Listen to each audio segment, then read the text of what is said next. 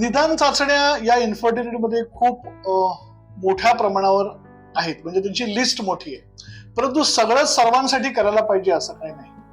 परंतु सर्वात एक महत्वाची तपासणी ज्याच्यापासून आपल्याला सुरुवात करायला पाहिजे ती म्हणजे पुरुषांची सीमेन तपासणी. बऱ्याच वेळा असं होतं की स्त्रियाच याच्यामध्ये आजारी आहेत असं समाजामध्ये किंवा कुटुंबामध्ये पण असतं. तिलाच दोष दिला जातो, तिच्याच तपासणी करून घ्यायला सांगितले जातात. परंतु माझ्याकडे अशी एक कपल होतं, याच्यामध्ये स्त्रियांच्या सर्व तपासण्या करून घेतल्या, त्या सर्व नॉर्मल होत्या. 7 ते 8 वर्षापासून ते अनेक डॉक्टरांना दाखवत होते आणि त्या स्त्रियांच्या विविध प्रकारच्या तपासण्या, तिला औषधं सगळं करत होते. माझ्याकडे आल्यानंतर त्यांना फक्त मी सिमेन तपासणी केली पुरुषांची, त्याच्यामध्ये अझोस्पर्मिया होत्या, पुरुषांच्या सिमेनमध्ये स्पर्मॅटोझोआस नव्हते, पुरुष बीजच नव्हते. त्यामुळे ती तपासणी अतिशय स्वस्त आहे. त्याच्यामध्ये कुठल्याही प्रकारचं ऑपरेशन नाही, भूल नाही, ऍडमिट व्हायची गरज नाही किंवा रक्त काढायला लागत नाही.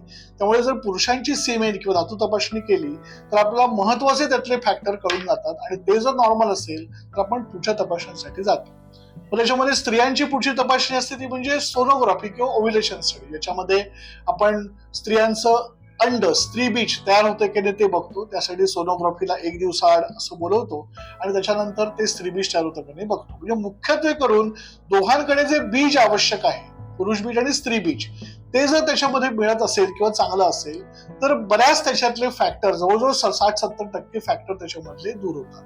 मग आपण बाकी अन्य तपासण्या याच्यामध्ये करतो. त्याच्यामध्ये मग लॅप्रोस्कोपी असेल, एक्सरे तपासणी असतात, काही ब्लडच्या हार्मोनच्या तपासण्या असतात, त्या करतो आणि मग त्याच्यानंतर आपण निष्कर्षापर्यंत येतो. असं कोणालाच म्हणत नाही की तुम्ही इन्फर्टिलिटी आहात किंवा तुम्ही स्टरलिटी आहात. हे शब्दच चुकीचे आहे मुळात.